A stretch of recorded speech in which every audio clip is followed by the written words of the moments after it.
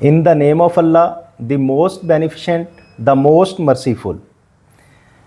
मैं हूं मोहम्मद आसिफ चौधरी और हमारी एक लेक्चर्स की सीरीज़ चल रही है जिसमें हम डिस्कस कर रहे हैं listed company code of corporate governance regulation 2019। तो उस सीरीज़ का आज 4th पार्ट है। मैं कोशिश कर रहा हूं कि फुली उसको आपको एक्सप्लेन कर सकूं कि कोड ऑफ कॉरपोरेट गवर्नेंस क्या है। तो अगर आप चाहते हैं कि इसको सीखना चाहते हैं तो हमारे साथ जुड़े रहिए, और अगर चाहते हैं कि दूसरे भी सीखें तो आप इसको लाइक करें, शेयर करें, सब्सक्राइब करें। और अगर इसमें आपको कोई प्रॉब्लम आ रही है, आप फील कर रहे हैं कुछ तो जानना चाहते हैं तो उसके रिलेटेड कमेंट कीजिए, उस कमेंट का आपको प्रॉपर रिप्लाई दिया जाएगा। तो आज हम जो इस सीरीज़ में बात करने जा रहे हैं वो responsibility for the financial reporting and corporate compliance की बात हो रही है कि फाइनेंशियल रिपोर्टिंग और कॉरपोरेट कंप्लाइंस के related code of corporate governance क्या कहते हैं। क्लास इस एसआरओ की क्लास 25th है जिसमें financial statement endorse by chief financial officer and chief executive officer. तो जो फाइनेंशियल स्टेटमेंट एंडोर्स करेंगे या तो वो चीफ फाइनेंशियल ऑफिसर हो सकता है या चीफ एग्जीक्यूटिव ऑफिसर हो सकता है। लॉ क्या कहता है इसके बारे में? Chief executive officer and chief financial officer shall endorse the quarterly, half yearly, annual financial statements under their respective signature prior to placing and circulating the same for the consideration and approval of the board. के जो quarterly financials होंगे, half yearly होंगे या annual होंगे, उसकी circulation से पहले board की अप्रूवल के लिए सीएफओ या सीईओ जो है वो सिग्नेचर करके भेजेगा, जिससे बोर्ड अप्रूव करेगा और फिर उसके बाद उसकी सर्कुलेशन होगी। एसआरओ की क्लास 26 है एक्सटर्नल ऑडिटर्स के बारे में। तो इसके बारे में लॉ कहता है chief executive officers and chief financial officer shall have annual and interim financial statement both standalone and consolidated where applicable initiate by the external auditor before presenting it to the audit committee and board of approval. इसी तरह जो external auditors की report है उसको भी CFO और CEO board की approval से पहले या ऑडिट कमेटी के अप्रूवल से पहले उसको देखेगा और चेक करेगा। क्लास 27 है ऑडिट कमेटी। तो जो बोर्ड्स की कमेटीज़ ऑफ द बोर्ड हैं उसमें सबसे important I think audit committee है, क्योंकि ऑडिट कमेटी ही जो शेयर होल्डर्स के राइट हैं उनका ख्याल रखती है और उसके मुताबिक उसमें रेगुलेशंस का ख्याल रखा जाता है, उसमें फ्रॉड्स का ख्याल रखा जाता है, एरर्स का ख्याल रखा जाता है।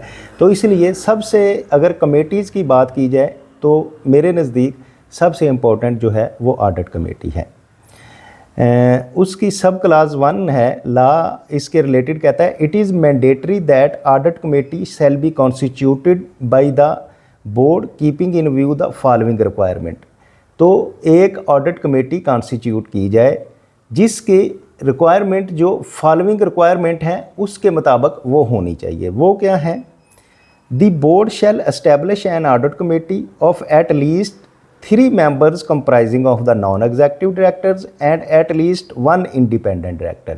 जो ऑडिट कमेटी होगी उसमें एटलीस्ट 1 इंडिपेंडेंट डायरेक्टर और 3 जो हैं वो नॉन एग्जीक्यूटिव डायरेक्टर्स होंगे, तो उसकी एक ऑडिट कमेटी बनेगी। सब क्लास 2 है chairman of the committee shall B an independent director who shell not be the chairman of the board. तो जो इस कमेटी का चेयरमैन होगा वो इंडिपेंडेंट डायरेक्टर होना चाहिए, वो बोर्ड का चेयरमैन जो है वो नहीं होना चाहिए। ऑडिट कमेटी का चेयरमैन मुख्तलिफ होना चाहिए लेकिन वो इंडिपेंडेंट डायरेक्टर होना चाहिए। The board shall satisfy itself that at least 1 member of the audit committee shall be a financially literate। तो जो ऑडिट कमेटी बनेगी उसमें एटलीस्ट एक जो मेंबर है वो फाइनेंशियली लिटरेट होना चाहिए, यानी कि उसको फाइनेंस का नॉलेज होना चाहिए। अगर हम इसको एक्सप्लेन करें कि फाइनेंस का नॉलेज क्या होगा उसके पास, तो इसकी एक्सप्लेनेशन ये है, for the purpose of this clause expression financially literate means the person who, कि ये फॉलोइंग पर्सन हैं जो फाइनेंशियली लिटरेट हैं as per code of corporate governance. तो अब हम इसकी बात करते हैं कि क्या क्या उसकी लिटरेसी क्या होनी चाहिए। Financial is a member of a recognize body of professional accountant. पहली तो बात है ये कि वो प्रोफेशनल अकाउंटेंट्स की रिकग्नाइज बॉडी का मेंबर होना चाहिए, जैसे institute of chartered accountants of Pakistan and institute of cost and management accountants of Pakistan. एक तो ये उसकी है। सेकंड वन है, has a post graduate degree in the finance from the university equivalent institution either इन पाकिस्तान और abroad recognized by the higher education commission of Pakistan. Second one ये है कि उसके पास पोस्ट ग्रेजुएशन की डिग्री होनी चाहिए इन फाइनेंस के अंदर, और वो जो इंस्टीट्यूट लोकल होगा या अब्रॉड का होगा उसकी रिकग्निशन जो है वो higher education commission of Pakistan से होनी चाहिए। थर्ड वन है, has at least 10 year of the experience as a audit committee member, या फिर उसका ऑडिट कमेटी मेंबर के तौर पे 10 ईयर का एक्सपीरियंस हो। डी क्लास है, at least 20 year of the senior management experience in overseeing the financial audit or related matter, या फिर 20 ईयर वो इस पोजीशन में काम कर सका हो जिसमें वो फाइनेंशियल और ऑडिट के रिलेटेड मैटर्स को देखता हो, देन भी वो ऑडिट कमेटी का लिटरेट मेंबर काउंट किया जाएगा। The audit committee of the company shall appoint a secretary for the committee who shall either be a company secretary और a head of internal auditor. तो fourth sub clause ये है committee of board के लिए कि audit committee का एक secretary भी होगा। जो सेक्रेटरी होगा ऑडिट कमेटी का, वो जो कंपनी सेक्रेटरी है वो भी हो सकता है, या इंटरनल ऑडिट का जो हेड है इंटरनल ऑडिट वो भी इसमें हो सकता है। It is mandatory that meeting of the audit committee shall be held as per the following requirement. तो अब जो ऑडिट कमेटी जब कॉन्स्टिट्यूट हो गई, बन गई, तो उसके लिए अब वो मीटिंग्स कब कब करेगी, तो मीटिंग के रिलेटेड अब मैं आपको एक्सप्लेन करूँगा। फर्स्ट वन ये है, the audit committee of the company shall meet at least once every quarter, यानी कि हर क्वार्टर में एट लीस्ट एक दफ़ा उसे मिलना होगा। ऑफ द फाइनेंशियल ईयर के क्वार्टर में एट लीस्ट एक दफ़ा उसे मिलना होगा। These meeting shall be held prior to the approval of interim result of the company by the board and after completion of the external result.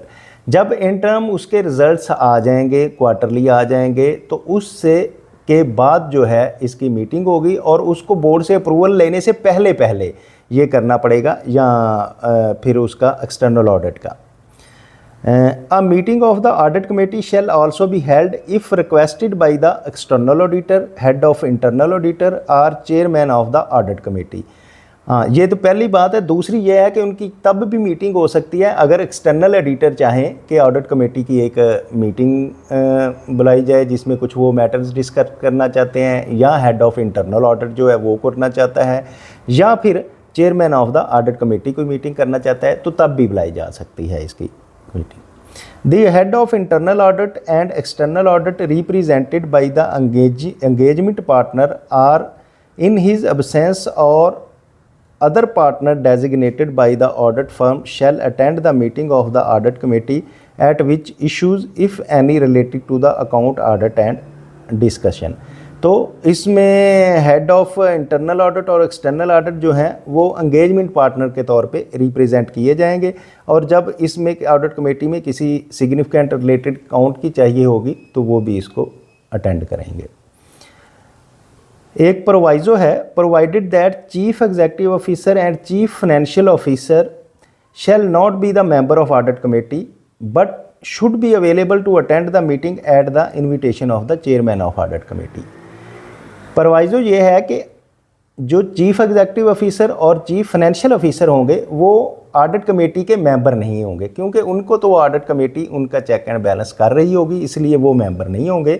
हाँ, अलबत्ता वो अवेलेबल रहेंगे कि जब चेयरमैन उनको कॉल करेगा कमेटी की मीटिंग के लिए, तो वो अवेलेबल होंगे, वो उसको अटेंड करेंगे। एक और प्रोवाइजो है, provided further that at least once a year the audit committee shall meet the external auditor without the chief financial officer and the head of internal audit being present। एक दफ़ा जो audit committee है वो meeting करने की external auditor से, जिसमें chief financial officer जो हैं वो उसमें मौजूद नहीं होंगे, लेकिन हेड ऑफ इंटरनल ऑडिटर मौजूद हो सकते हैं। एक और प्रोवाइजो है, provided also that at least once a year the audit committee shall meet the head of internal auditor and other members of the internal audit function without the chief financial officer and the external auditors being present. तो इसमें एक दफ़ा head of external audit से भी meeting की जाएगी और दूसरे ऑडिट के जो मेंबर्स हैं उनके साथ भी मीटिंग की जाएगी, जिसमें चीफ फाइनेंशियल ऑफिसर जो हैं वो मौजूद नहीं होंगे। It is mandatory that the board of every company shall determine the term of the reference of the audit committee, कि ये ज़रूरी है कि जो board of the every company determine करे कि term reference of the audit committee होने चाहिए। फोर्थ वन है, it is mandatory that board shell provide adequate resources and authority to enable the audit committee to carry out its responsibility effectively, and the term reference of the audit committee shall explicitly documented with such also included the following। तो ये जो board है, board इस चीज़ को ensure करेगा कि handsome resources जो हैं ऑडिट कमेटी को अपने फंक्शंस पूरे करने के लिए रिसोर्सेज और अथॉरिटी जो है ऑडिट कमेटी को पूरी की जाए, ताकि वो अपनी रिस्पॉन्सिबिलिटीज़ इफ़ेक्टिवली कर सके और ऑडिट कमेटी जो है डॉक्यूमेंटेशन और अदर चीज़ें, और जिसमें ये फॉलोइंग चीज़ें इंक्लूड हैं, वो कर सके। फर्स्ट वन क्या है, determination of the appropriate measures to safeguard the company's asset. तो इसके क्या ऑडिट कमेटी का मकसद होगा कि ये कंपनी के जो एसेट्स हैं उनका सेफ गार्ड करना, उसके लिए जो मेजर्स किए जा सकते हैं वो ऑडिट कमेटी करेगी। Review of the annual and interim financial statement of the company prior to their approval by the board, focusing on board की अप्रूवल से पहले जो annual and interim financial statements होंगी उनको ऑडिट कमेटी रिव्यू करेगी। फिर major judgemental areas जो हैं जिनको देखना ज़रूरी है उनका ओवरव्यू करेगी। फिर significant adjustment resulting from the audit, audits में अगर कोई एडजस्टमेंट्स आ रही हैं तो उनको पहले ऑडिट कमेटी से अप्रूव करवाया जाएगा। गोइंग कंसर्न अजम्पशंस के ये कारोबार इंशाल्लाह चलेगा और लंबा चलता रहेगा, और इसके लिए जो अजम्पशंस हैं वो भी ऑडिट कमेटी का हिस्सा है। Any change in accounting policies and practices, अगर कोई अकाउंटिंग पॉलिसीज़ और प्रैक्टिसेस में कोई चेंजेस आ रही हैं तो उसके रिलेटेड भी ऑडिट कमेटी जो है वो ऑब्ज़र्व करेगी। Compliance with the applicable accounting standards, तो ये कंप्लाइंस जो है अकाउंटिंग स्टैंडर्ड्स की, कि ये हमारी अकाउंटिंग जो है ये सारी एज़ पर अकाउंटिंग स्टैंडर्ड हो रही है, ये भी ऑडिट कमेटी का हिस्सा होगी। Compliance with these regulations and other statutory and regulatory requirements, जो बाकी स्टैट्यूटरी और रेगुलेटरी रिक्वायरमेंट्स हैं, SCCP की हैं, स्टेट बैंक ऑफ पाकिस्तान की हैं, FBR की हैं, उसको भी देखना ऑडिट कमेटी का हिस्सा है। आर रिलेटेड पार्टी ट्रांजैक्शन, और जो भी रिलेटेड पार्टी इंटरनल ट्रांजैक्शन होंगी, डायरेक्टर्स के साथ ट्रांजैक्शन होंगी, CFO के साथ ट्रांजैक्शन होंगी, वो भी सारी ऑडिट कमेटी उसको देखेगी। Review of preliminary announcement of the result prior to the external communication and publication, तो कोई भी उसके रिजल्ट्स जो हैं उसको एक्सटर्नल पब्लिकेशन से पहले जो है वो ऑडिट कमेटी उसको रिव्यू करेगी। Facilitating the external auditor and discussing with the external auditor of the major observations arising from the interim financial audit and the matters that auditors may wish to highlight in absence of the management. हाँ, तो इसमें जब external auditors अपना audit complete करेंगे तो वो एक meeting करेंगे ऑडिट कमेटीज़ के साथ, तो ऑडिट कमेटी उनको फैसिलिटेट करेगी इसके लिए कि क्या क्या मेजर ऑब्जर्वेशन वो इनके साथ डिस्कस करना चाहते हैं जो मैनेजमेंट के रिलेटेड है। मैनेजमेंट से हाइड करके, मैनेजमेंट उसमें शामिल नहीं होगी लेकिन ऑडिट कमेटी शामिल होगी, तो ये एक्सटर्नल ऑडिटर्स सारी ऑब्जर्वेशंस ऑडिट कमेटी के करेंगे। जैसे कि मैं कह रहा था कि ये बहुत इंपॉर्टेंट कमेटी है जो हर चीज़ जो चेक एंड बैलेंस रखती है प्रिंसिपल और एजेंट्स के दरमियान, तो वो क्योंकि ऑडिट कमेटी ही रखती है, मेन कंसर्न इसका है, तो इसलिए ये सबसे इम्पोर्टेंट ऑडिट कमेटी है। इसीलिए मेरा पीएचडी में एक वेरिएबल भी था ऑडिट क्वालिटी। तो ऑडिट क्वालिटी जो है वो भी ऑडिट कमेटी ही चेक करती है, तो इसमें मेरे लिए ये बहुत कंसर्न है स्पेशली।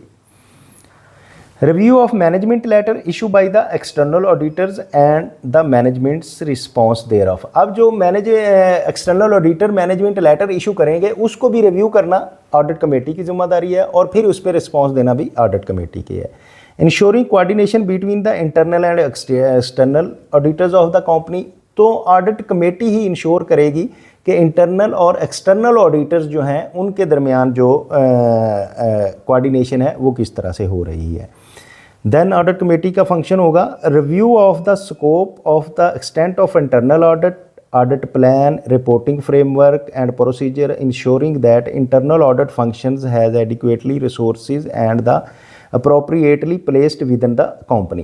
के इंटरनल ऑडिट का जो प्लान होगा उसको भी रिव्यू करना, ऑडिट प्लान इशू करना, ऑडिट प्लान को उसकी रिपोर्टिंग जो होगी फाइनेंशियल उसको देखना, ईयरली, क्वार्टरली, हाफ ईयरली, और इंटरनल ऑडिट के फंक्शंस जो हैं और उनके लिए रिसोर्सेज प्रोवाइड करना, ये भी ऑडिट कमेटी का फंक्शन होगा।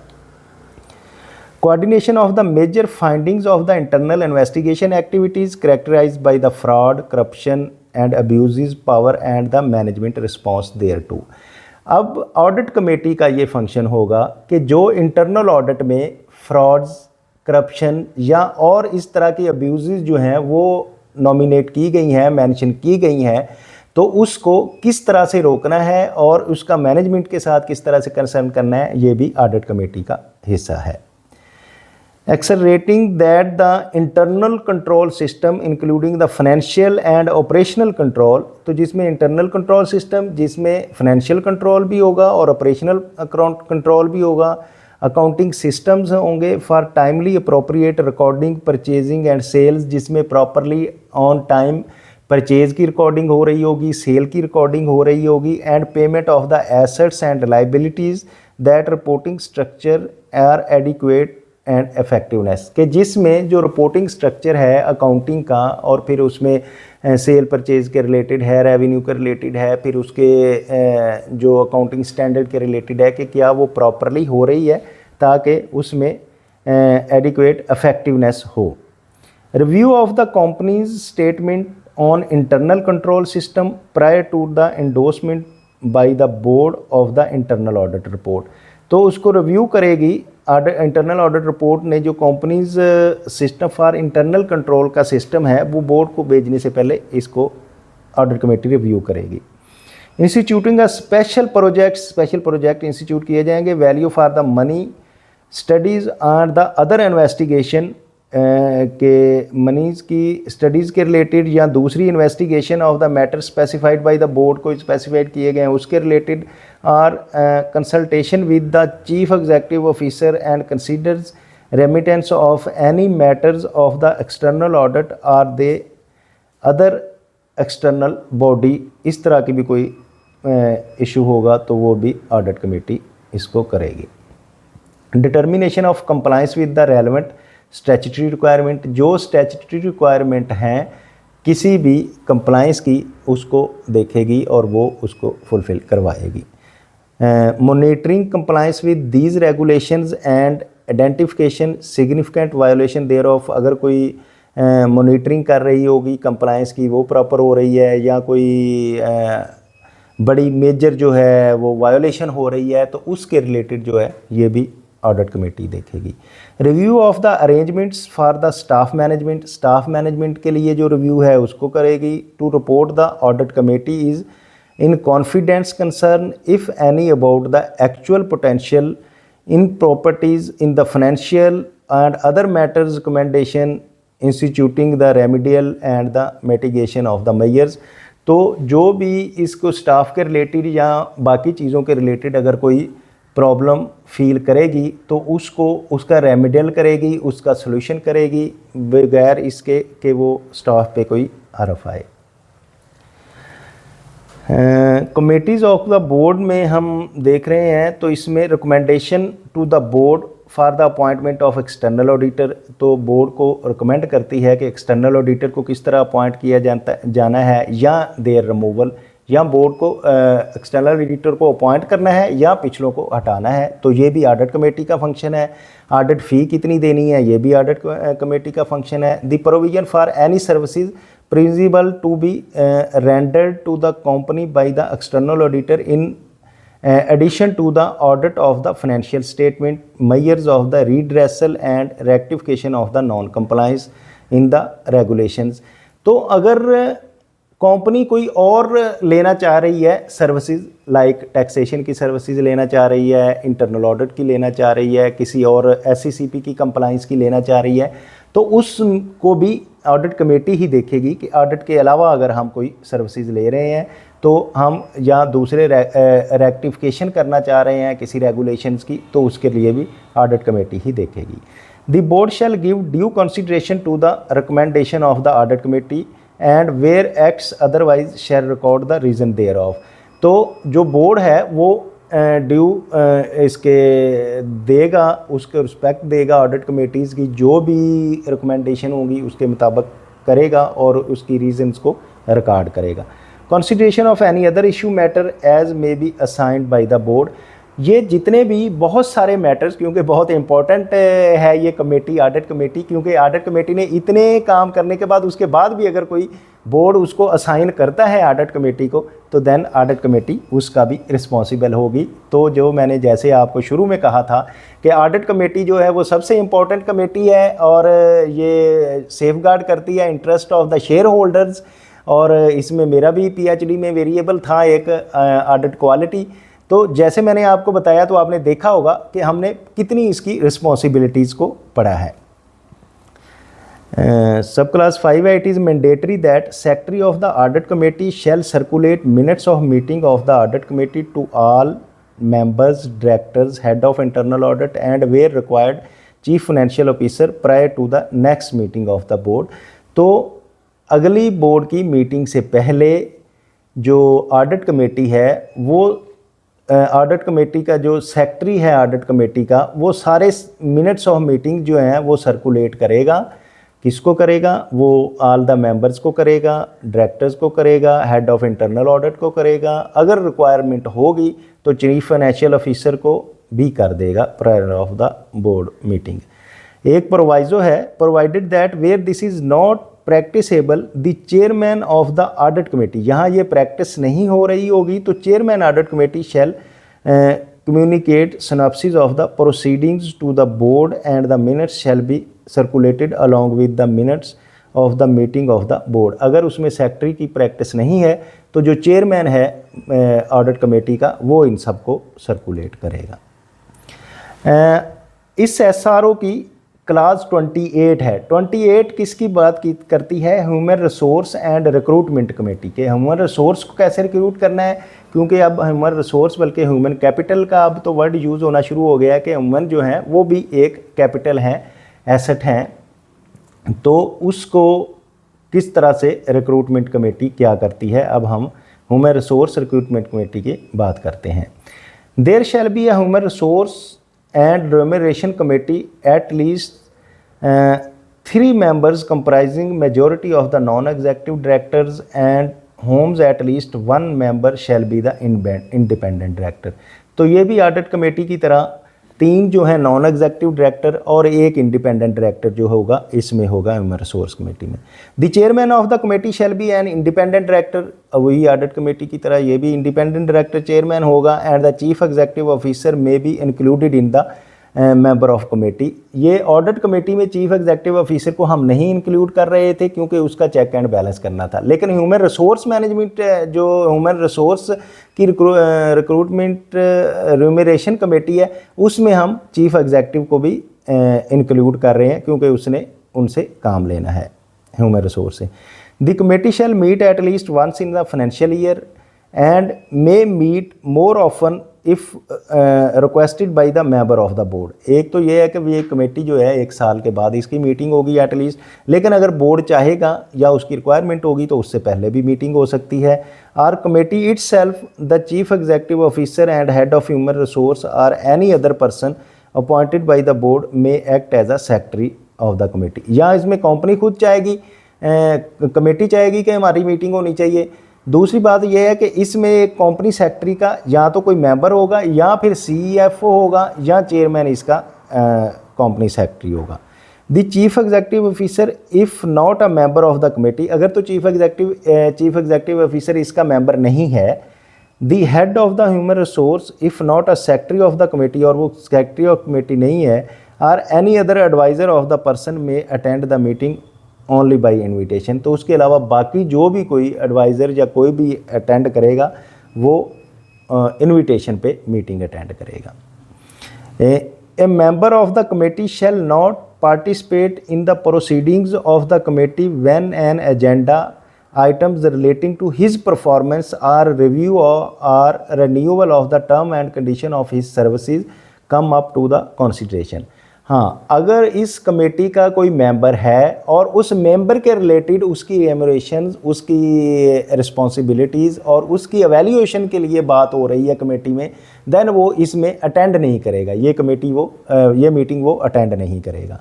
The terms of the reference of the committee shall B determined bye the board विच में इंक्लूडेड द फॉलोइंग। तो जो टर्म्स एंड कंडीशन है उनकी वो बोर्ड उसको करेगा, और ये हो सकती हैं, क्या हो सकती हैं?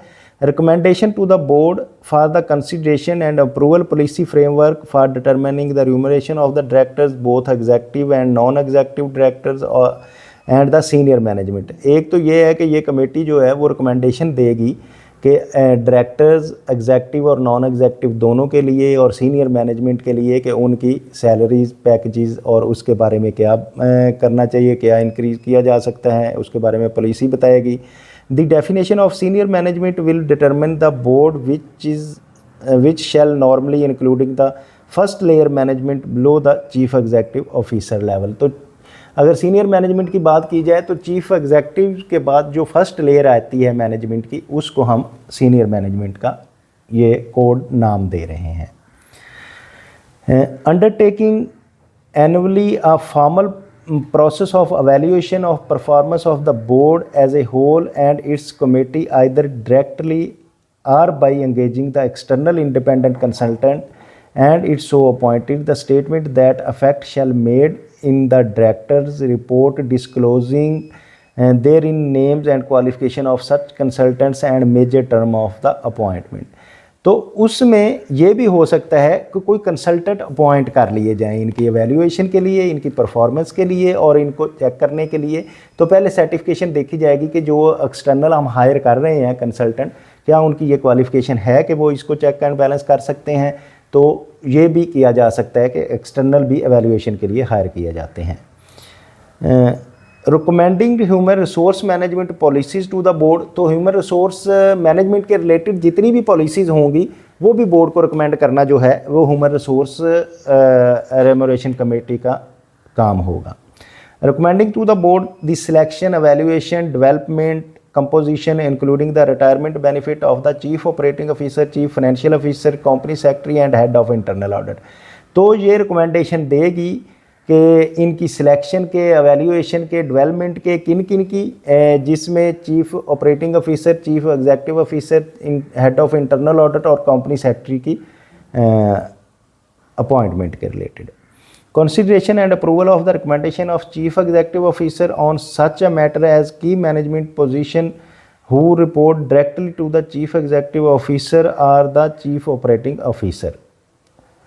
तो इसके लिए चीफ एग्जीक्यूटिव ऑफिसर और चीफ मैनेजमेंट ऑफिसर्स के भी रिकमेंडेशन दी जाएंगी अगर वो डायरेक्टली अप्रोच करेंगे।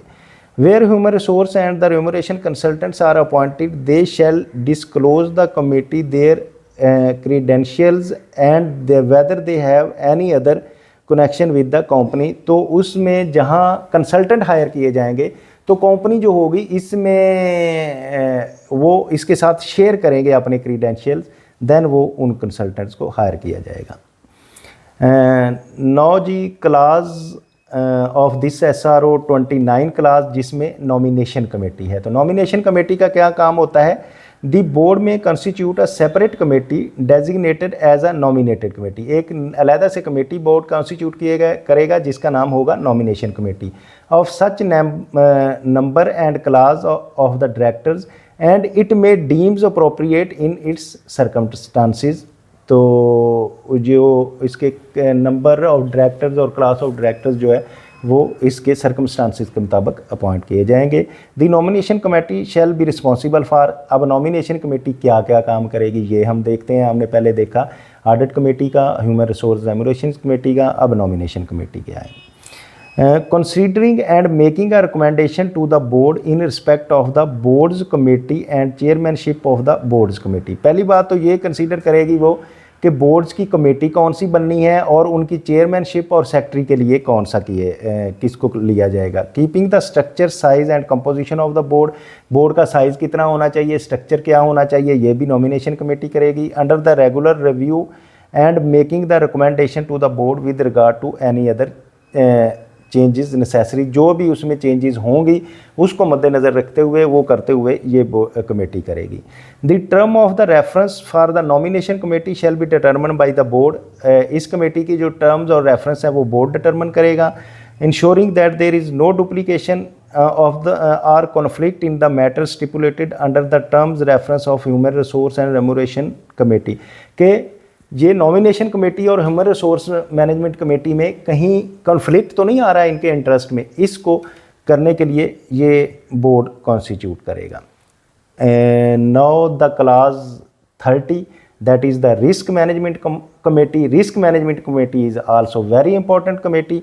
तो इसकी जो सब क्लास 1 है, द बोर्ड में constitute a risk management committee of such a number and class of director as they may deem appropriate in the circumstances to carry out and review the effectiveness of risk management procedure and present a report to the board. Risk management committee जो है board constitute करेगी, जो ये check करेगी कि risk उसके कितने member होंगे, कितने डायरेक्टर्स होंगे, और उसका मकसद ये होगा कि वो रिस्क मैनेजमेंट को एवेल्यूएट करेगी कि कितना रिस्क है, रिस्क को किस तरह से अवॉइड किया जा सकता है, इसको कैसे मिनिमाइज़ किया जा सकता है।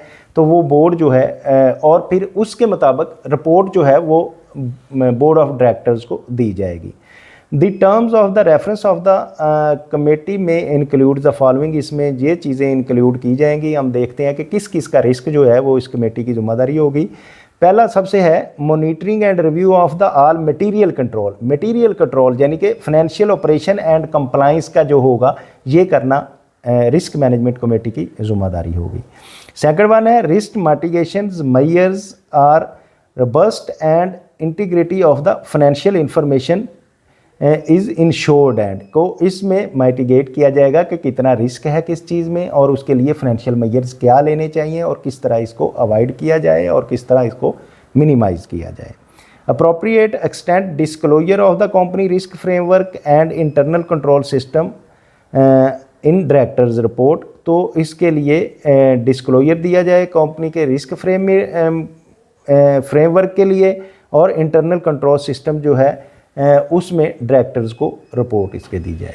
जी थैंक यू वेरी मच। मैंने अपनी पूरी कोशिश की कि मैं इसको अच्छी तरह से एक्सप्लेन कर सकूं। पहले मैं कोशिश करता हूं कि लॉ को पढूं कि लॉ एक्चुअल क्या कहता है। अब जब लॉ ने इसकी अपनी पूरी सिचुएशन समझा ली कर ली, तो फिर मैं उसको अपने लैंग्वेज में एक्सप्लेन, इजी लैंग्वेज में एक्सप्लेन करने की कोशिश करता हूँ। अगर इसमें आप फिर भी फील करते हैं कि कुछ इम्प्रूवमेंट की गुंजाइश है या कुछ और किया जा सकता है, कि आपके समझने के लिए कुछ प्रॉब्लम आ रही है, तो आप काइंडली इस पे मुझे कमेंट कर सकते हैं जिसके इसमें इम्प्रूव किया जा सकेगा। जी थैंक यू वेरी मच।